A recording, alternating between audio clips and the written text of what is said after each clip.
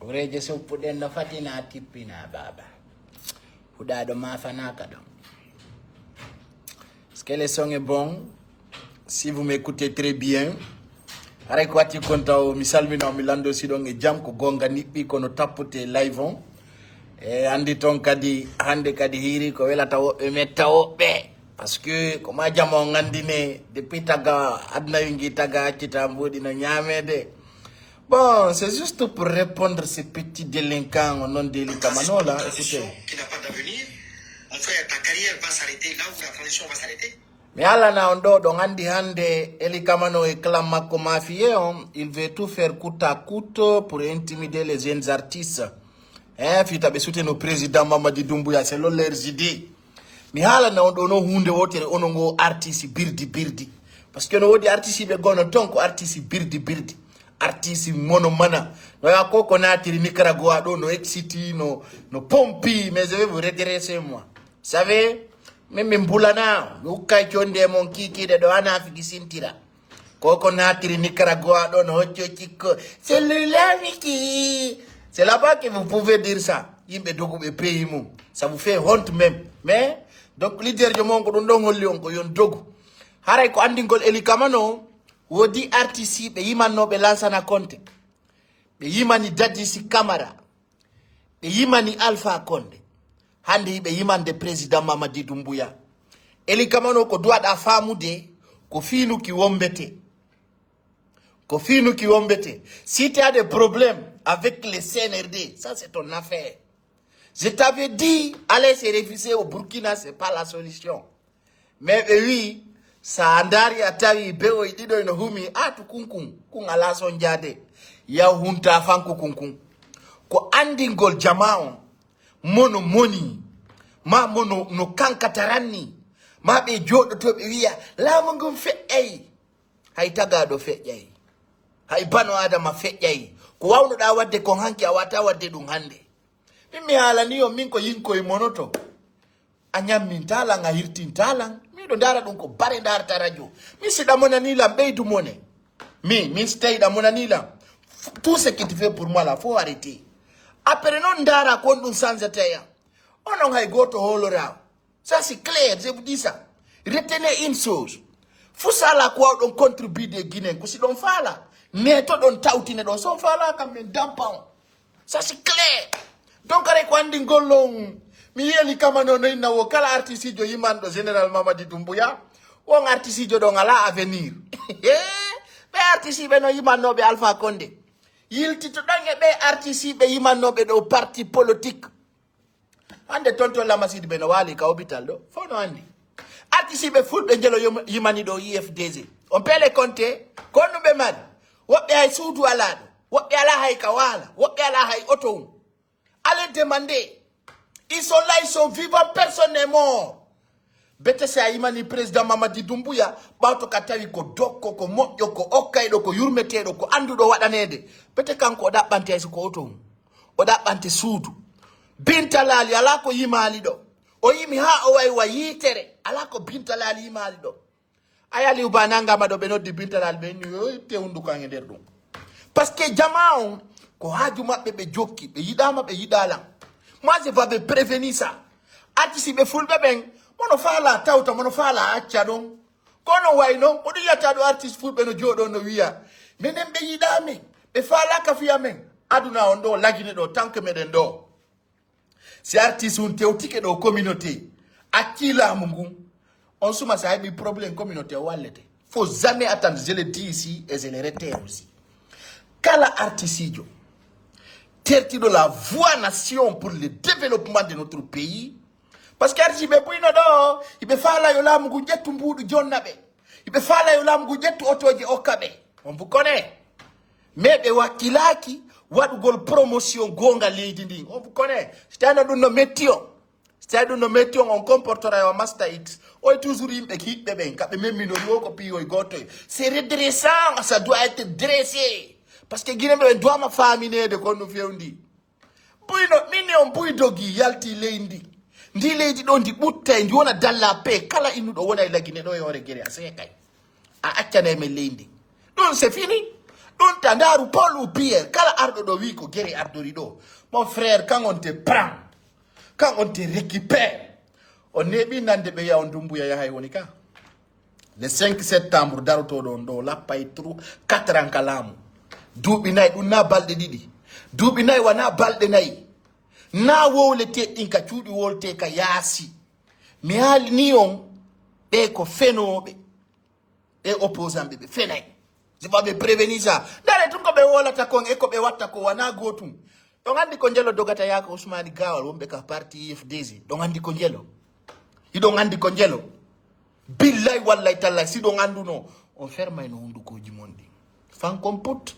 parce que piji buy men yewtino di on anda e di andu don hande oy président IFDC on tigi wowlani hore mum wi mi rewi nano e nyamo hirnange e funnange fi yidugo le président Mamadi Doumbouya o jabali si mi ala ni non ndo on inay no ko fenande ka on inay no ko fenande an joni be wonbe qualifié de président Mamadi Doumbouya tous les qualités on tigi labani on ko be woni on ko wolande ko hundu ko anadu woni ka der bernde.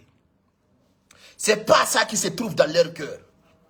Nadu woni ka bernde mabbe minion be manipulay on ay non onon ko yimbe ko mobe on fina on fama et puis don mari jikku wotu jikku mbabba no yurmi madun tagado si Allah wada ni ma hakkili wada ni ma cerveau ko ya mijitu sendidira sama kala isobe meden kalamu do menen on wi si Doumbouya yahi yo me yadu wobbe no wonduno e Alpha Condé hande be wonde président Mamadi Doumbouya ko gerda ko dum hettata kala ko wadda ko dum hettata yeso hande ko wondube Lansana Conté fala ittude président Mamadi Doumbouya ka wallube Lansana Conté wadi 3e mandat pi fulbe wari jatti biyengi fulbe non andi onon on anda ko non don combattande si don anduno histoire on fankayno on teƴƴa no mbay hundu ko jumonde wadum pusbe nyande be sifaniyo ha andudon lorra ko be wadi fulbe ben kon haray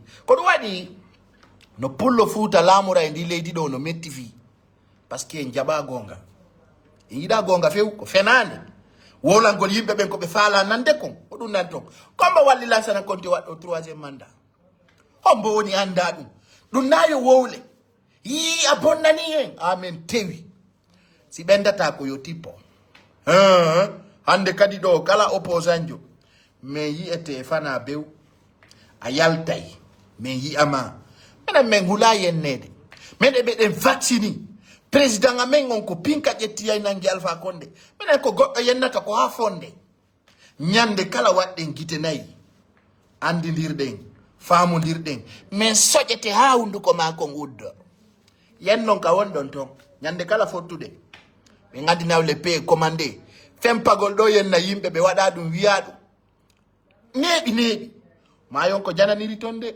ton tippu do de minnosi do hali mi si minni goddo mi wada ka sabe déjà vous me connaissez avec cette système si minni ma hunde jang mi si minni ma jango mi yaay konakiri si minni ma jango mi do pari si minni ma jango mi do New York si minni ma jango mi do Dakar min nami on neddo wola dum wada dum menen men satinta yaadu menen do wa ajarail si men wiima on nedi dan awa pullo fuuta on o duwa ma faamugol hunde wotere e ko mayi wata ware min non pay kusare min fi goto wara talante medere wattinammi may bebe yo Allah wo yafobe min fusala ko mi regreta wattere ben kullun ko ono regretata vi ala mort ko ono regretata si tawi na ono regreta ko bim papa mi hala na on do kadi mi lammina président Mamadi Doumbouya ka peido mais nasi no enani o avec élection transparente et libre kadi candidat jo mo faldo wonta do candidat min ko menen buri won fetude ala menen burdu ala menen do birdi muna menen ayata doga refiso da Sénégal Abidjan inna lamoto men lagine do on ko fenande don kala wolando ma don tigi wolli ma be chale haya resan sotako hay inna ka Guinée ya bapilo da Côte d'Ivoire ma ya Sénégal ma ya Guinée Bissau ma Libéria Me ngacalamo da leydi amen ndi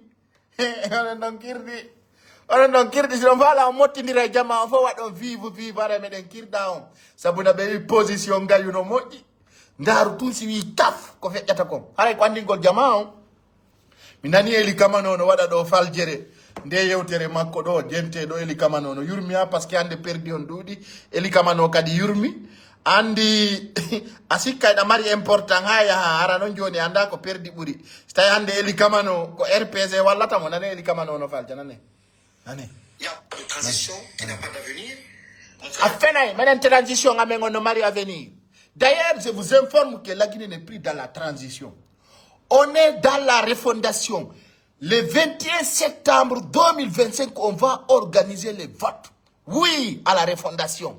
La nouvelle constitution est déjà présentée par Dr Dansa Kourouma devant le président de la République, son Excellence Général Mamadi Doumbouya.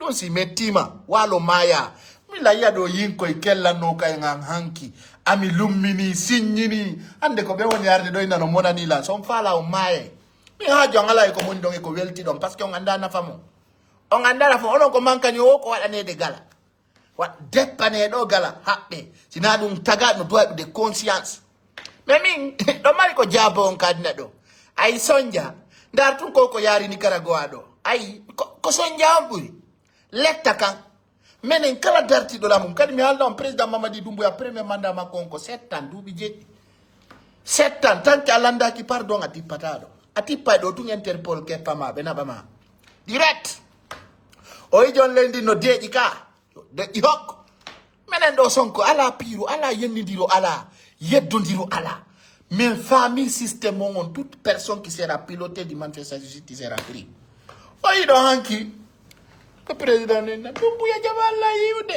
o wi me yidata on yidata few yidon Doumbouya wi haala pular o wi golloduɓe Lansana Conté tous les anciens premiers ministres vont pas diriger ce pays parce que ɗum ko fenade a laamoɗa laamitoɗa hanko ya laamu ha maya minen ɓe ngala barki min falaka laamu minen ko minen woni sukaɓɓe pirane la fiya mi wonu e goɗɗum e pays o kono ɗon hersini on ɗo yurmi simi yii ɗon waɗa koye jikkoye mon ɗaatu koye kono yo Allah accu sigamen sabuna koye fewndo am pullo Fuuta acca dartinede hari pullo Fuuta jofiɗi hari menen fo hiɓe naadi men e ngal battowal maɓɓe yette Allah Paykou Sarr no ɗo e himo wuuri himo selli konngol makko no jenta hari ɓe jofinɗin ni e eppi ɓe ari watti en komoɓe andi hani ɓe sikkude yimɓe ɓen ko feetuɓe jama o yahi heɗo son wawi birdi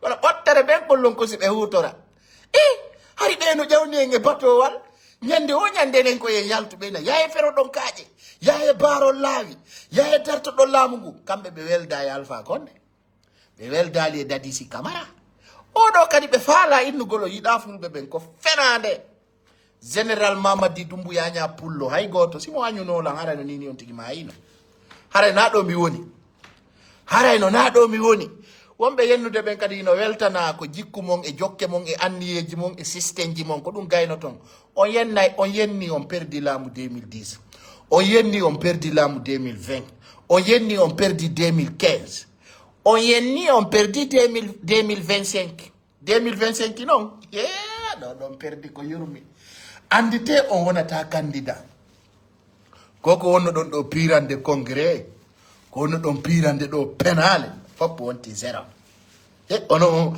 an ala hakkil mijitagol ko Paykou Sarr monantoɗa a monani ke giɗo ma Paykou Sarr susma wolande kan gonga kanko ndi Jahiril Moustapha kanko susma wolande ɗum min e yennidirta ko komi wolanta on ɗo on andi ñande gon inno yimɓe ɓe darata min jama on darela nawno jeeyi yimɓe ɓen goto na maccuɗo goɗɗo ɗo yoɓe nanu si mettiɓe ɓe yaru ndiyam ɓe ɗano goto na maccuɗo goɗɗo andi ko ɗum buye mo mari probléme e sago mon koye yimɓe ɓe woni e ley koyɗe mon minen min sali ɗum min sali dey minen min sali min wondali e laamu men heeɓi doole kaka min wondi e laamu ɗo goɗɗo natta e systéme amen o sikka wuɗɗa on tigui fenay kala wolandoma gasta mo innima ɗum gasay ko weccali kala artiste jo yimande ɗo président parti politique Et la Guinée, c'est fini pour toi. Azouata au concert.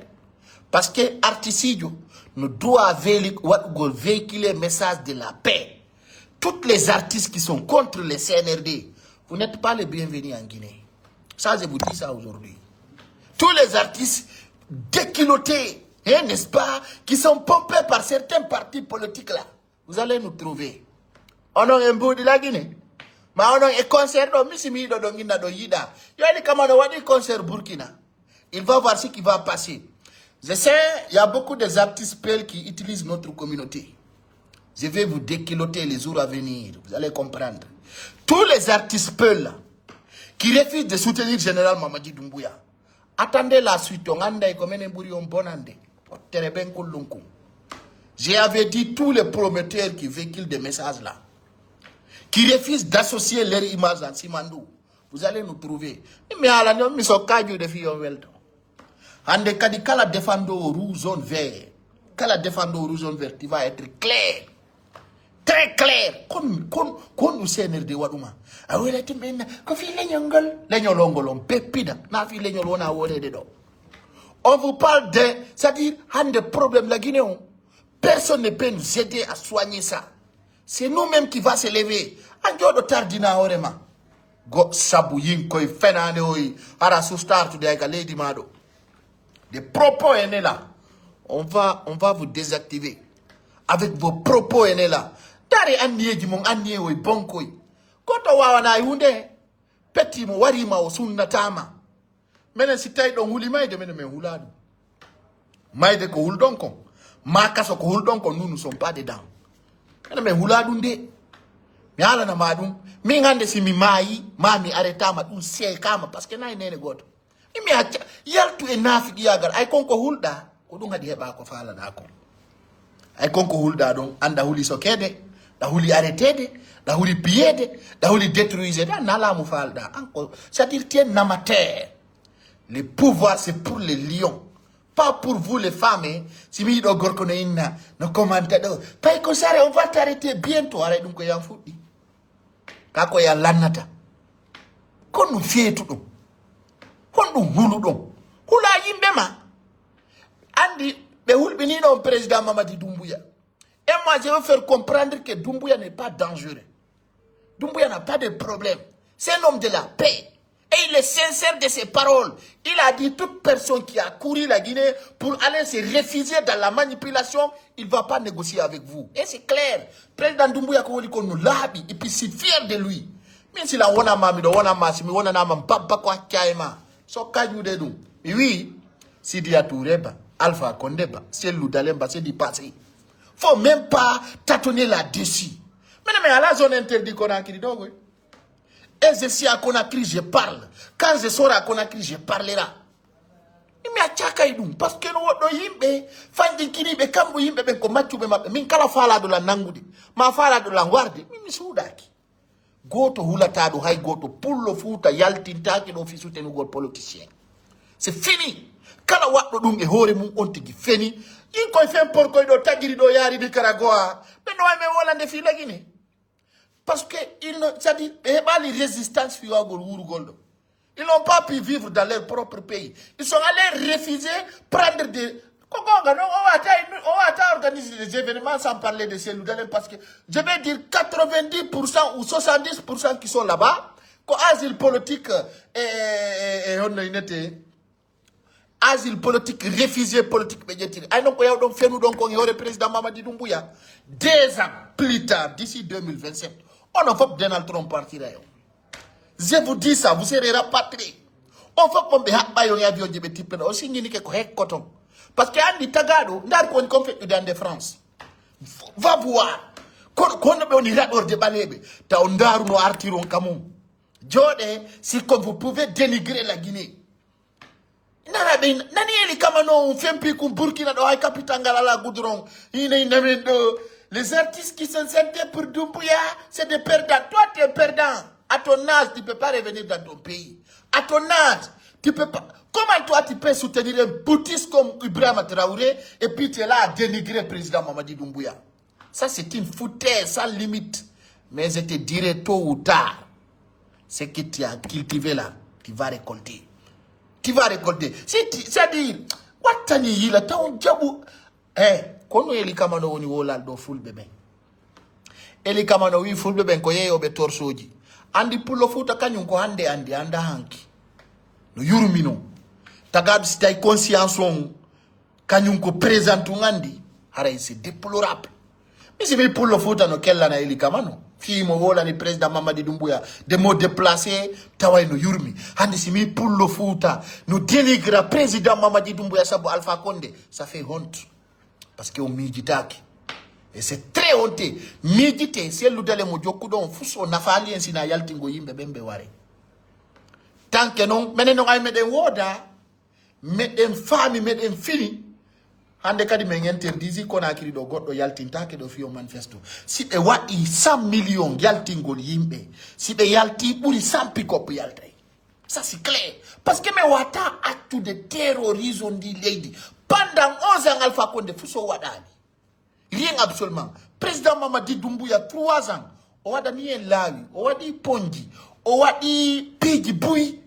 Nana fait no bendo na woko Alpha Condé fo kinti no dum. Alpha Condé ke 11 ans molami do, hay kalu mo wawali gudronu gol. Goddo jodo do wiyama, pongo bambeto, c'est un contrat d'Alpha Condé. Le pont de Tanene, c'est pour Alpha Condé. Simandou, c'est pour Alpha Condé. C'est faux. Alassane Ouattara de Côte d'Ivoire. Est-ce qu'il a attendu quelqu'un pour travailler? Allez voir Dakar. Est-ce que Macky Sall a écouté l'opposant pour travailler? Maintenant, fait un menani. Wodi, mais fait un ton. Donc là, c'est fini. Et c'est terminé. Au Tewi. Min comme ta président Doumbouya, kala neto. Imi do 2025 do. Oui, et Doumbouya c'est comme ça, so hindi kama yo na dimire. Parce que ko yawre wondo holde yimbe be. Fenani. Kono nganyir don CNRD. Hono be wadi. C'est-à-dire onon e buvul nyanda kono hono nati ko e monde. Mais ni on est opposé que 2022. En opposé que 2023. En opposé que 2024. Mignon he. À partir de novembre 2024, mignon sans e. Sans e. Mignon à partir de novembre 2024 sans e. Mini opposition comme hier le 31 décembre 2024. Le 1er janvier 2025, nous avons opposition. Je vous avais prévenu ça. Mimi hajaka, mimi joka, minami machu do godo. Min godo watala dans des zones interdites. Mais il faut qu'on se dise la vérité. Et qui kalaje do wawata yaltingol do suka mardo dubi en sa figiri dum. Mais des darmes de prison qui se va les reposer là-bas. Konakiri do. Haka intérieur pays. Kala wiu do nodday manifestation do qui sera arrêté et envoyé en prison. Parce que là on a yimbe ben kono da pirande. On ala nama yae jango. Yae wadon formation. Yae ekito don golle. Yimbe buino il futa no seli rema rena. Nari no jodi ka kona akiri do no wola fi politique. Ye non sont des politiciens. Politiciens on. La Guinée font noyer des politiciens. La Guinée font noyer la magol. C'est quoi votre problème? Alors avec président Mamadi Doumbouya, oh yimbe be wakilo golla. Mali Bamako go no souci wol gol ton fi opposition. Burkina Faso don souci, Niger don souci, Tchad don souci, Gabon don souci. Andi ko lagindo be fala yawa de président Mamadi Doumbouya parce que lui, il est calme et il dit rien, il fait pas du mal. Ande kadikala de kondo be matu bobi madi nga confirma. Osuwa butte ay goy.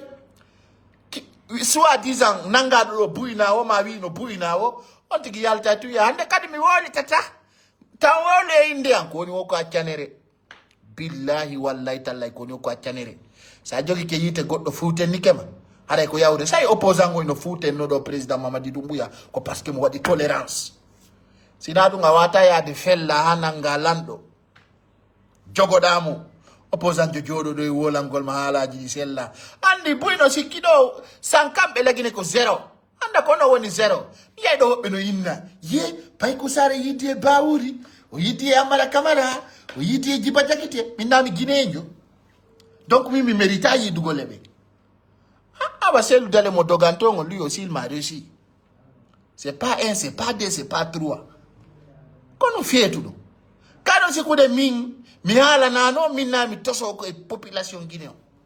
Je vais prévenir ça.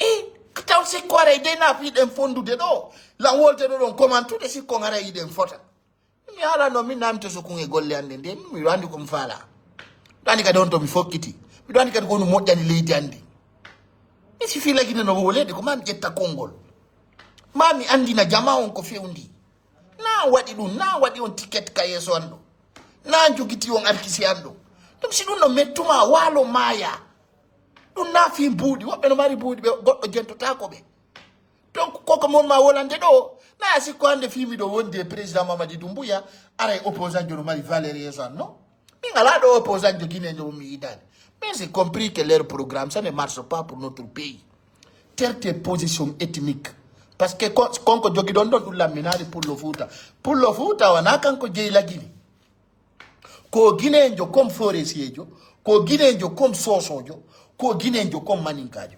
dum sida wadi dum ka kilema asonjata horema c'est l'homme qui complique la vie sinon la vie est simple très simple avec général Mamadi Doumbouya on va en arriver parce que on mi famille tout monde na fino la Guinée yara yeso de votre combat votre stratégie votre plan c'est comment faire pour déstabiliser général Mamadi Doumbouya kono ko kongol gotol wolu don to ko ngomi woni mi accantam o wi c'est président Mamadi Doumbouya yahi on soka e menka awa président Mamadi Doumbouya tant que mo finude o fofa o lamoto la Guinée do min ko mi wola ni on du mare manto don dum na contre pullo na contre Maninkajo na contre Sosojo wana contre Forestier moi je vous dis ça je dis président Mamadi Doumbouya va gérer terte hala mono mana yalte samakala soyez des hommes principes on do wakili yalti ngol koy pay koy miskina oy yimbe innocent de personnes kono wombe kona kiri bendo no andi kona kiri ga ya waki Doumbouya la ilaha illallah muhammad rasulullah kona kiri do ya waki Doumbouya je retiens une chose mi no ilo le jaspo no famine no wada manifestation en France mi no fenay mini moko fenande mene won mi sa wada manifestation kona kiri do ça fa la manifeste France donc ko hajuma c'est tawi maire en France jonni ma autorisation ya manifesto no du yimbe be ndara sibiare comme halanta non tous les Guinéens de diaspora kala hande kadi repérado do et manifestation contre CNRD si me ngandi da la Guinée do tu vas les répondre tes actes parce qu'il y a un système sabotage à partir de là je parle aux dimensions internationales ça va dire man itido ça va dire manifestation contre le président Mamadi Doumbouya tout simplement parce que tu es contre l'état guinéen parce que ala yi de Burkinabé jono wada dum ala yi de Malien jono wada dum ala yi de Tchadien jono wada dum awadi dum France ma Amérique ma Belgique ma ya tonde ma ya ton tati pour la Guinée do de parce que awata wonde contre lady wona contre développement lady wona contre système lady jodo da France ma Belgique ma Allemagne daro da ton e contribue gol mbudi fiyo yimbe yaltudo déstabiliser état kala waddo dum on tigi ma ya ton ala ti parle Guinée do de pourquoi je vous mets en garde parce que do andi mi do andi on se connaît mi non c'est minni minadete ko boni minate ko boni folbe be mbutina mi si mi mayali pour le Fouta buttina e dokko e pays do fi politique do hande kadi waral do pour le Fouta kala wondo yeso e mum ko menen tigi wallata laamu ngon habe babbama yahon regilon ton oy go Aliou Ba duubi didi kaso ko ono wolde est-ce que go ono wolude ko mardo sekkoji kon fo go ono wolde do fi Aliou Ba ala ka wolede ka hay e radio hay e page Facebook joni yimbe be ngala hay e windude inde makko lanni c'est fini parce que mi hala ni no feƴƴe se ludalen c'est terminé kala laamiɗo wonsi ko pullo wonsi ko sosojo wonsi ko Maninkajo wonsi ko Forestier ko Guinéenjo ko ɗum menen min jokki min jaɓata ɗo hay goto ara ɗo yawo président Doumbouya yi ñande kala mi nani goɗɗo noina ɗo Doumbouya ko Maninkajo ne parce que tout simplement tu prends une position ethnique on va te redresser penale huɗaɗe usikkude yimɓe ɓe ronkanali on ƴetti ɓen gureji mo fof on dogini on yaltini leydi joni ko miskinoɓe Allah wonɓe ɗo ɓen kadi faala ɗo lorrude Guinée ko min woni pirande ko fiyo yimɓe ɓen heɓu ko ñaama min faala yo yimɓe ɓen heɓu harande min faala yo Guinée jo ñaamu waɗo ko laaɓi yara ko ɓuuɓi enen ko ɗum woni combat amen o e ko ɗum kadi min woni ɓawo président Mamadi Doumbouya mi wonira ɓawo président Mamadi Doumbouya parce qu'il est président je vois que c'est un homme qui a une grande vision c'est-à-dire c'est un président bâtisseur il n'a pas trop de paroles président Mamadi Doumbouya jamono doit mo andi tande tandaru goddo fiida animo wola mo ko boni tum ndari hande ka président Mamadi Doumbouya fokkintini la Guinée ndara des individus mal intentionnés qui n'ont pas de dignité, qui n'ont aucun sentiment pour leur pays. C'est-à-dire que c'est nous dans les lamino qui doivent faire wadali. On est le premier ministre, on est ministre de transport.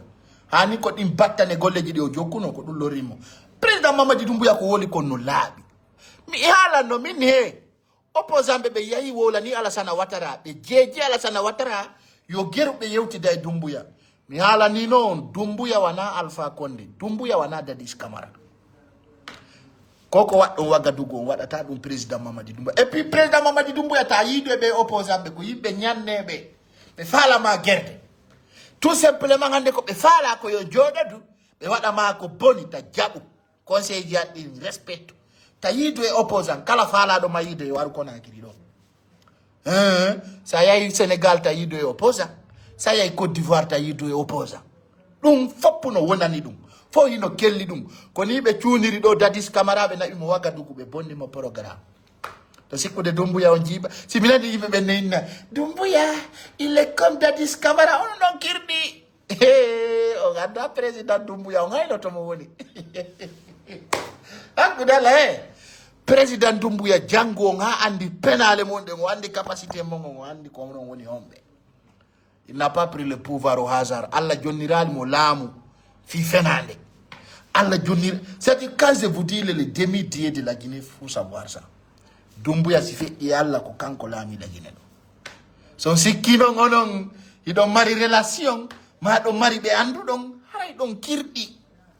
Jokke donc opposition mongon, woni yimbe fenobe. Président Doumbouya la fenande de. Opposition non no fenande.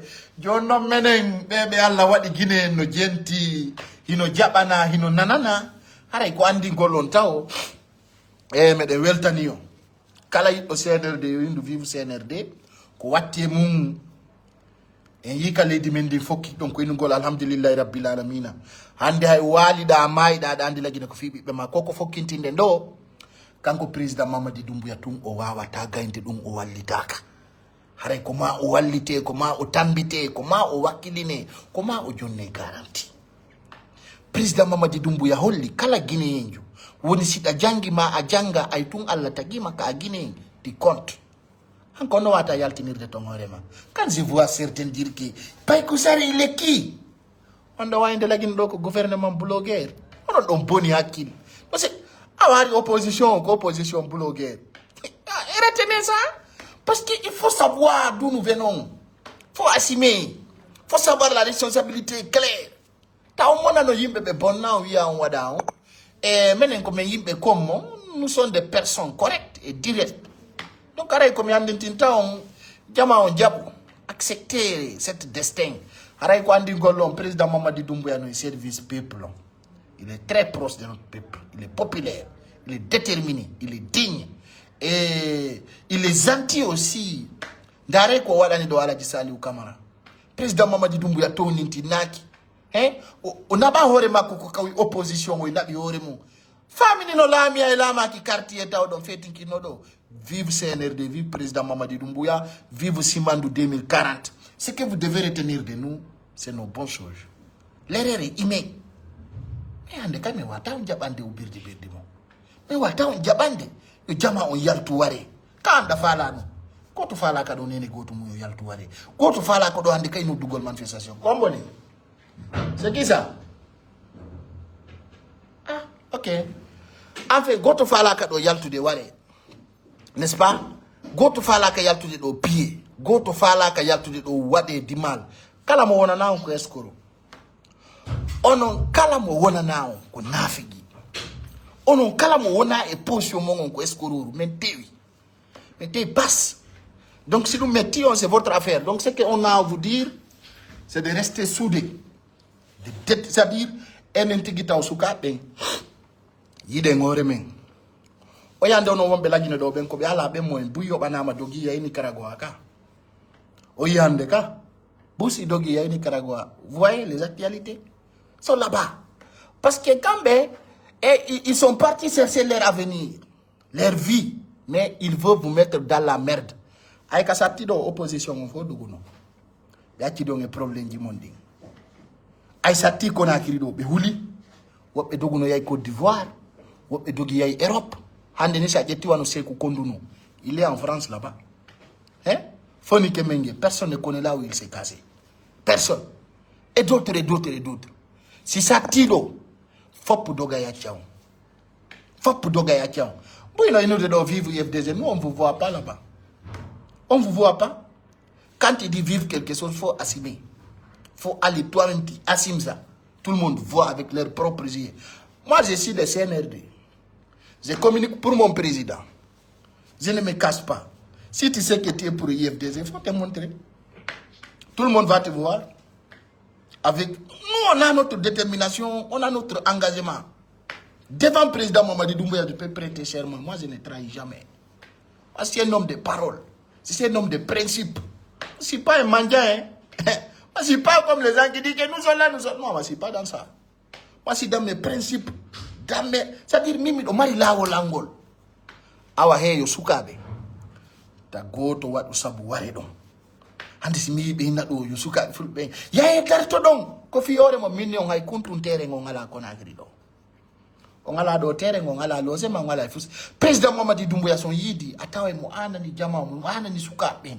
Sai le president Mamadi Doumbouya on jodo di o yewtima ko fokin dinni ko. Atawe odo hay si tay da mi jadi no mo ko bonni atay hande kadi c'est pas la peine de le faire. Aïe me jodo di ministre Djiba Diakité. O yewtila pendant l'air tati. Mi dit non. Mi ngari mi andako o vision do jogiti don.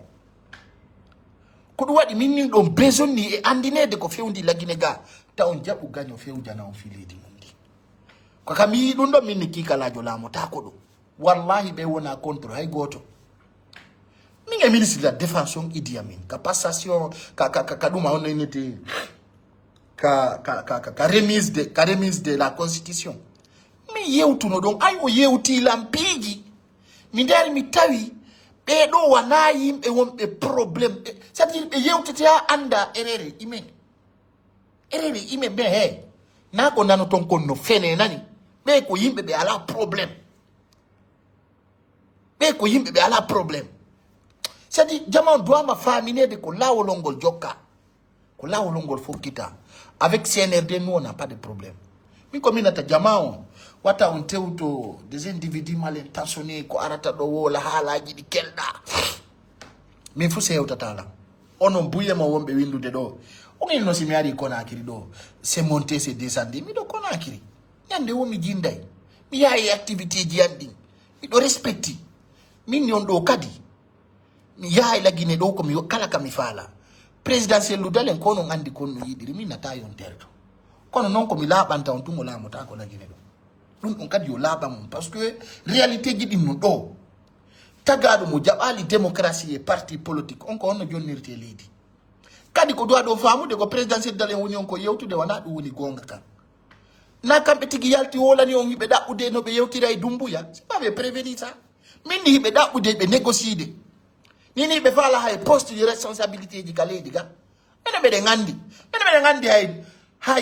hay yawbe ka jaja Doumbouya dari ka dambuga do wi ko ma wurondira e makko ni are hi wurondira la problème o fo jama no andi mena be de andi démarche di wona di wade de dingue sande kono ça va se savoir terte dum parce que président Doumbouya kanko ko lagine o yidi ko lagine o yelani ko lagine o fala yaru yeso nan kono jode be dai non.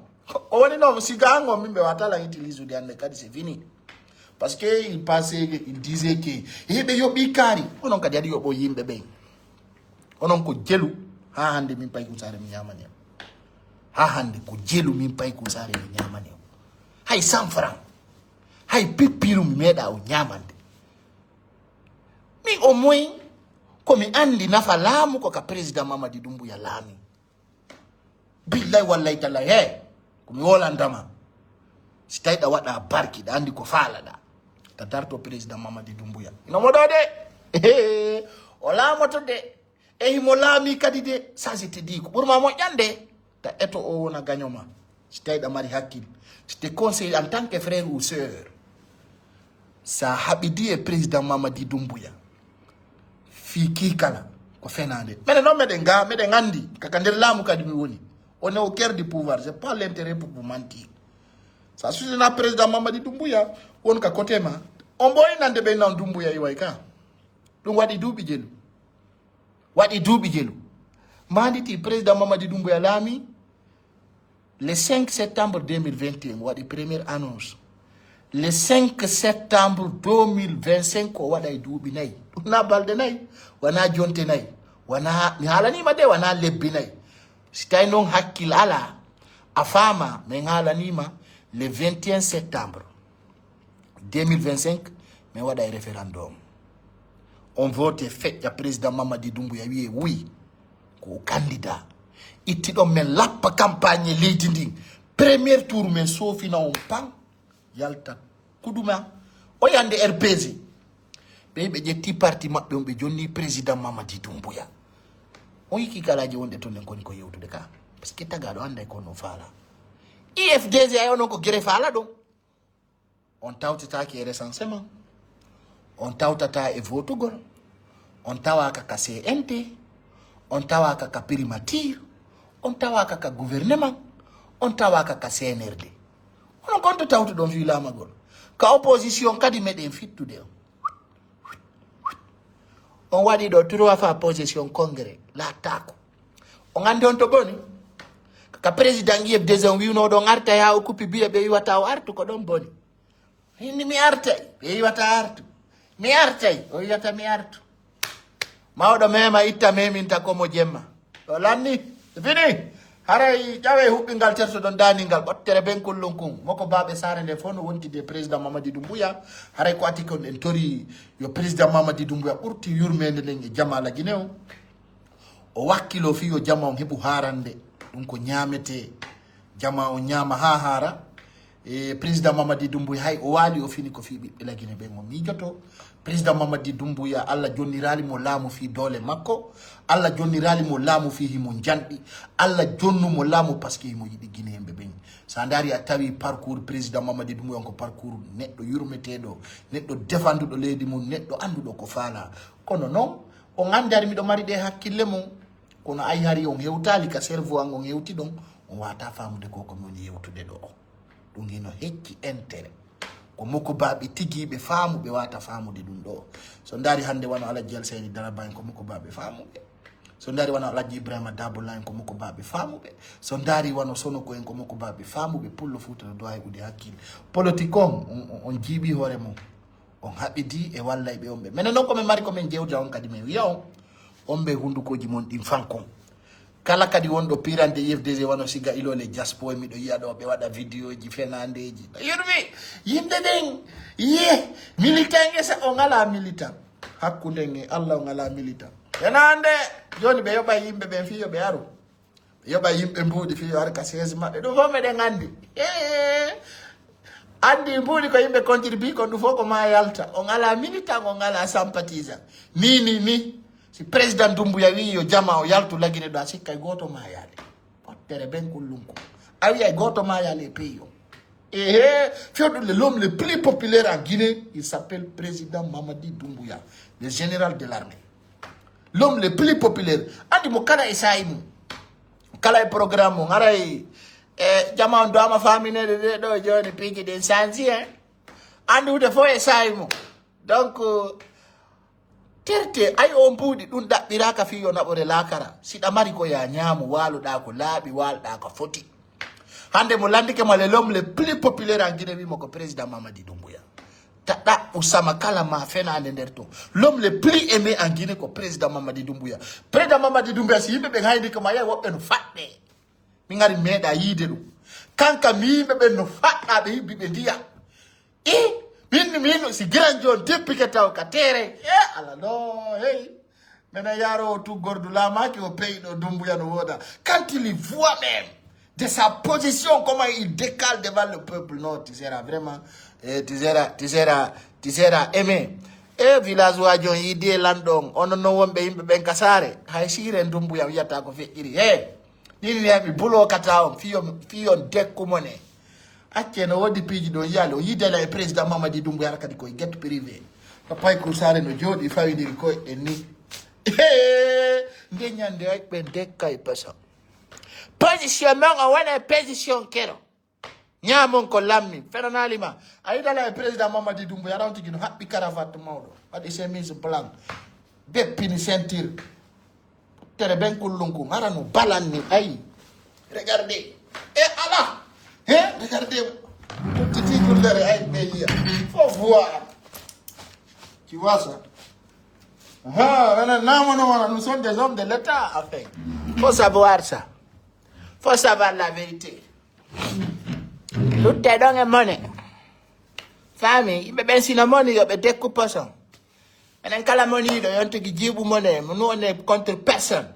Mais ce qui reste clair, quand on dit que l'élikamano, haray artiste be yiman no be opposition ko be woni yiman den de président Mamadi Doumbouya, rien n'a changé.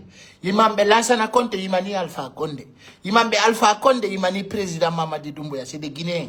Donc c'était que le monida, il faut mourir au Burkina là-bas, nous on s'en fout de toi. Comme il y a tout peuple guinéen. Eli kamana so woni Burkina ton hawa ma ya fure makko ngartata ka pays. Sinon ta foute na de pays.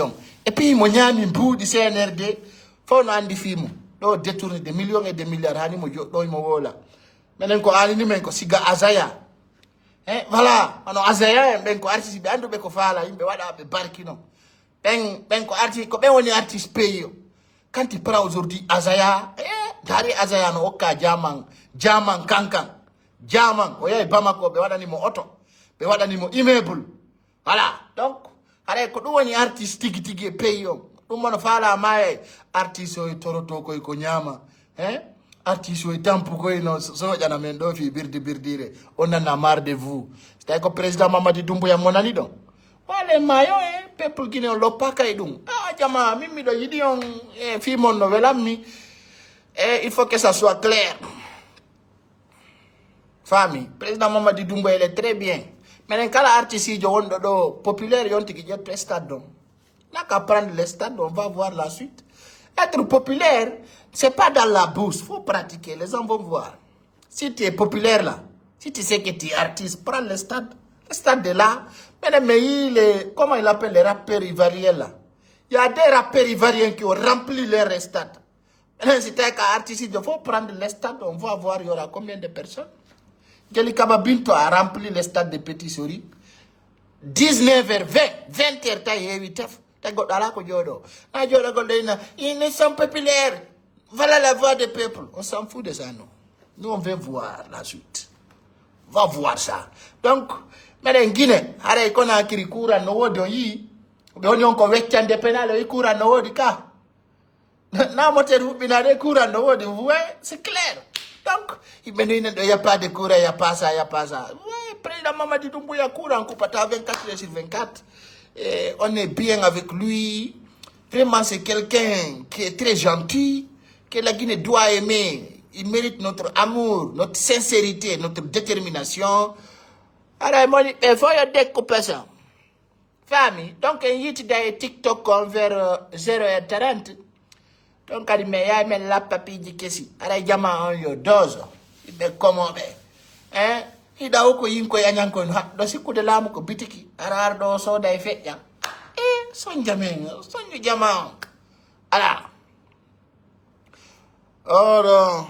ok mi anda ko no ngi français ni mi so windi di buku ji mon juuti di je peux pas lire famille non mi nami nyelo c'est pas des personnes pareilles, faut pas me comparer à ces familles. Moi c'est un enfant béni et qui est trop digne. Moi, je n'insulte personne, je suis contre personne.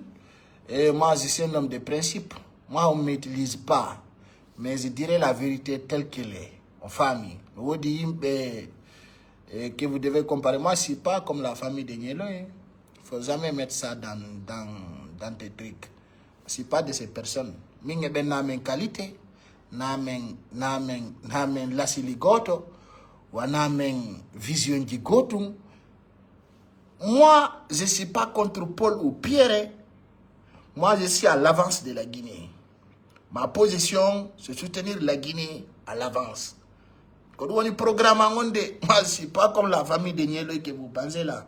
Moi, je ne suis pas contre Paul ou Pierre. Moi, je ne me compare à personne. je suis dans mes principes, dans mes services. Moi, je suis là dans le cadre de promotion Simandou 2040.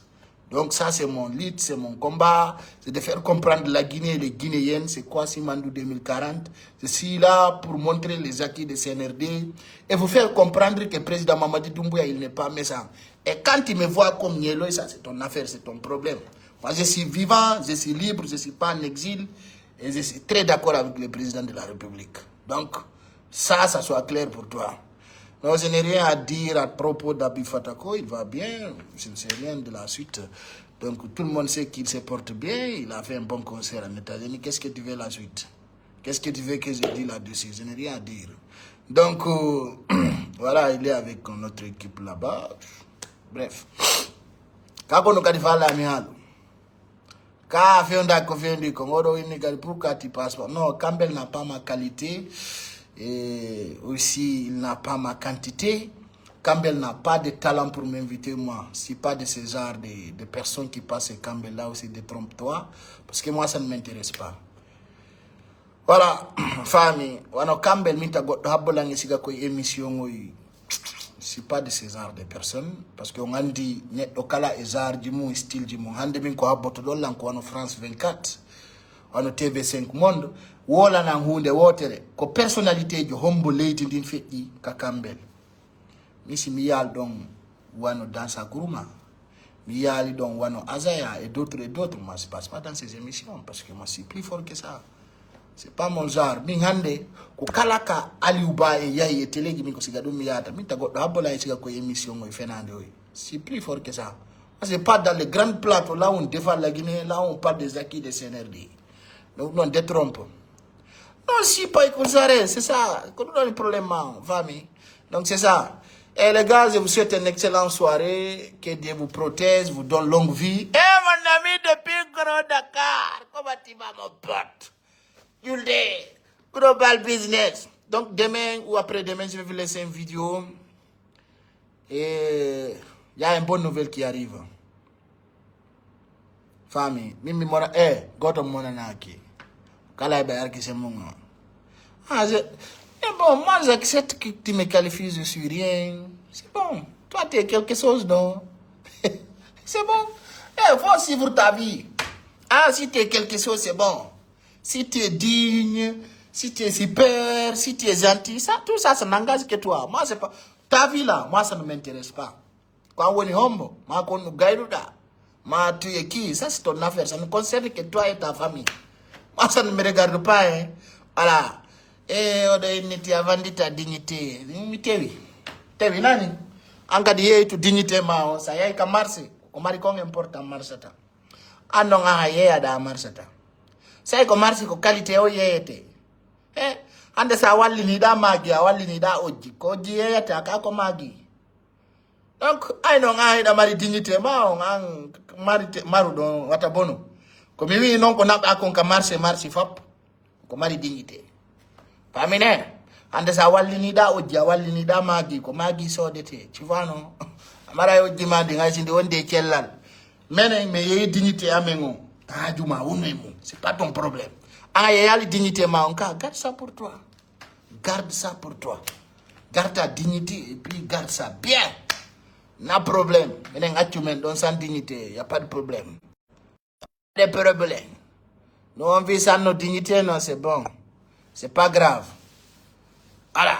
Mindo, c'est bien. Quand la Kadifa là de la soutenir, ne me soutient pas. Il faut soutenir les acquis de CNRD. Dans les commentaires, faites vive président Mamadi Doumbouya. Vive Simandou 2040. Vive les acquis de CNRD. Aujourd'hui, pour me soutenir, il faut soutenir le président Mamadi Doumbouya. Très simple. Courte. Ne me donne pas l'argent. Ne me donne pas l'énergie. Ne me donne pas le courage. Tout simplement, aujourd'hui, ce que je veux de vous, soutenir le président Mamadi Doumbouya. C'est mon président. C'est mon leader. C'est notre guide. Il n'y a pas d'eux. Tardoina, je soutiens pas Ikounsare. Moi, je travaille pour le président Mamadi Doumbouya. Je travaille pour la Guinée. Vous comprenez? Je n'ai rien à parler pour Abi Fatako, ce n'est pas notre débat. Moi, je parle de CNRD et les acquis de CNRD, d'accord? Voilà, je ne sais rien dire, je ne sais pas il y a quoi dedans. Qu'est-ce que vous voulez que je dise d'Abi Fatako? Il n'y a rien.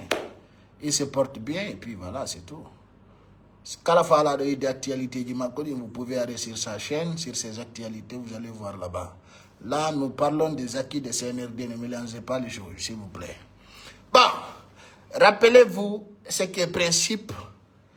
Pidji Indjaman doit faire Mougol. Hande, ko goto marde mo soutenir ko président Mamadi Doumbouya. Kala natu doka esprit CNRD, c'est fini. Tu es avec moi, tu es avec tout le monde. C'est ça l'idée. L'idée n'est pas là pour dire que je soutiens tel ou tel. Chacun doit soutenir le CNRD, soutenir le président Mamadi Doumbouya.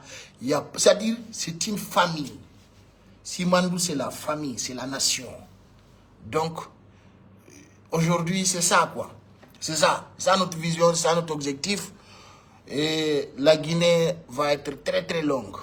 Donc, d'ici 2 ans, on ne vous parlera plus de partis politiques, on vous parlera juste de développement, on vous parlera des récits de la Guinée, on vous parlera de construction de Guinée, on vous parlera de développement parce que le président Mamadi Doumbouya nous prévoit de route à péage, Salalandon Djabi, plan de Yaltaï et la handicap de Wadaï.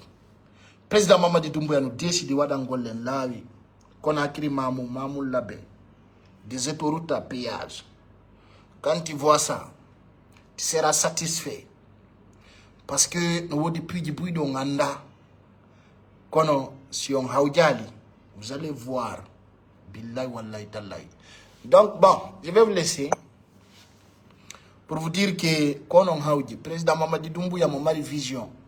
Wallahi billahi tallahi. Et la Guinée do bruit de gono yaye. Et what est pidi, taoudi, depuis président Mamadi Doumbouya taoulami, ko ekore golleji o fuɗɗi acci hatuma fuɗɗi gollugol famille. Donc fala do ya soutenir président Mamadi Doumbouya mais des yidi mo fala ka yo soutenir be fala ben avenir nous dira. On est en Guinée et les Guinéens savent c'est quoi la vérité, mon ses compatriotes. Donc no woni derto. Donc monomoni on tigi hamu omo tigi na way do fude omo mood. Kala moni contre le président Mamadi Doumbouya, tu peux préparer une tasse de homo, tu vas boire. Voilà. Et on a kaimo. Tout le monde no yimbe ben. De ben kolonko. Tere ben kolonko, et on a kaidum. Donc, la Guinée d'or, on est dans la paix, dans la sincérité. Quand il était vendu, parce que moi je ne comprends pas ça, c'est quoi ça en français? Hein? Mais ni makoni kon qualité ka marché ko du yeyete si hundi ala qualité de yeyeta que ça nani pas kusare vandi sauf qu'il a la qualité demandée. Hein? Quand on là né son allergie mais yara ici kai tout ça quoi à sauter. Ah bah là, mais pardon. Bon, grand Django son na menji. Grand Alambo son na menji.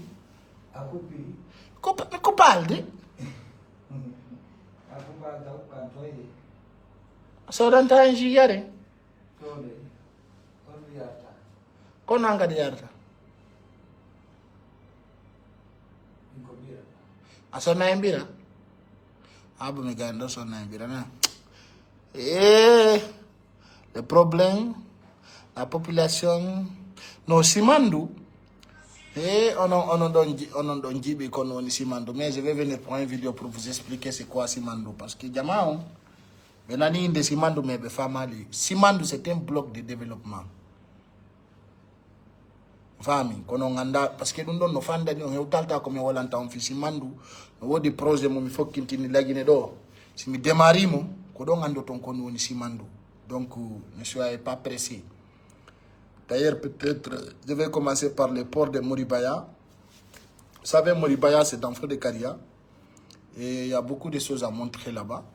Que les Guinéens doivent comprendre. Aujourd'hui, la Guinée a démarré. Et ce n'est pas la politique, mais c'est les projets, c'est-à-dire c'est la Guinée émergente que vous allez comprendre. Abou Omar, la big up Omar. À tout à l'heure. Et peut-être, je vais vous revenir. C'est fait 1 heure de temps ici.